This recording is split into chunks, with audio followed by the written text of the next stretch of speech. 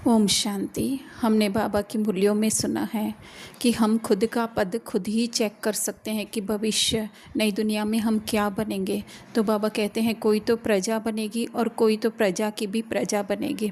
दास दासियों के बारे में तो हमें पता है कि दास दासी कौन बनेगा, लेकिन प्रजा के बारे में कुछ ख्याल चलते हैं कि कौन प्रजा बनेगा, कौन प्रजा की प्रजा बनेगा। तो उसके लिए थर्मोमीटर हमारे पास ही है कि आत्मा की प्रजा वैसे तो सहयोगी है आत्मा की, लेकिन आत्मा की प्रजा कौन है? ये मन, बुद्धि, संस्कार जो है आत्मा की प्रजा है। और उसका भी जो है प्रजा कौन है? ये स्थूल हमारी कर्मेंद्रियां हैं। तो सबसे पहले हम प्रजा के बारे में देखेंगे। तो प्रजा अर्थात कि हम अभी जितना मन, बुद्धि, संस्कारों से अपनी पहचान बनाते हैं, वो कर्ता का भाव रखते हैं कि हम सोच रहे हैं, हम निर्णय ले रहे हैं, या हमारे संस्कार है। एक्चुअली में ये विश्व ड्रामा में बाबा ने हमें दिए हुए हैं, तो उनसे अपनी पहचान नहीं बनानी है, कर्ता नहीं बनना है, अकर्ता बनने का है।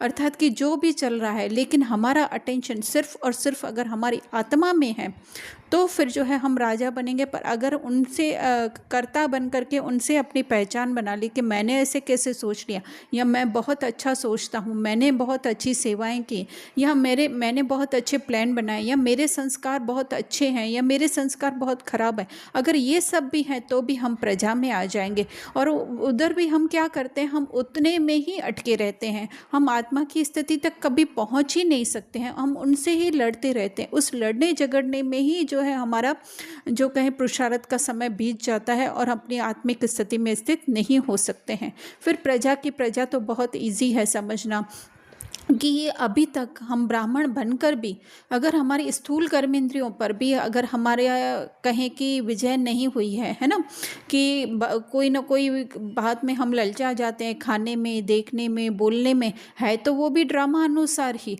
लेकिन ये होते हुए भी अगर हम लोगों ने अपनी उस आत्मिक मूल स्थिति में रहने का प्रयास नहीं किया तो फिर जो है हम प्रजा की प्रजा बन जाएंगे। और उसमें भी जो है वो काफ़ी सारे हम कहें तो स्टेप्स होते हैं करके, जैसे कि कई तो ब्राह्मण बनकर भी सोचते हैं आज ये बनाएंगे, आज वो, जो कि बाहर का नहीं खाते हैं तो सोचते हैं आज हम ये बना कर खाएं, आज वो बना कर खाएं।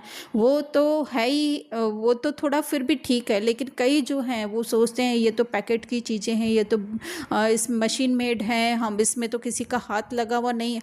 वो तो फिर जा कर के बहुत ही ज़्यादा नीचे की प्रजा बन जाएगी।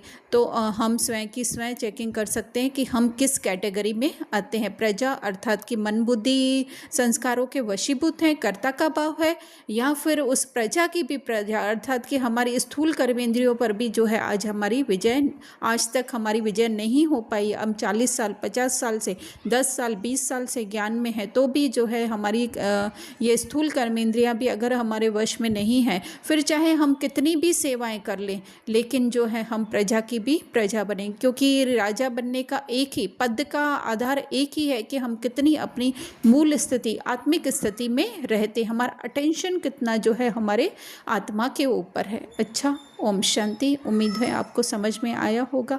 कोई क्वेश्चन हो तो आप ज़रूर कमेंट बॉक्स में पूछ सकते हैं। ओम शांति।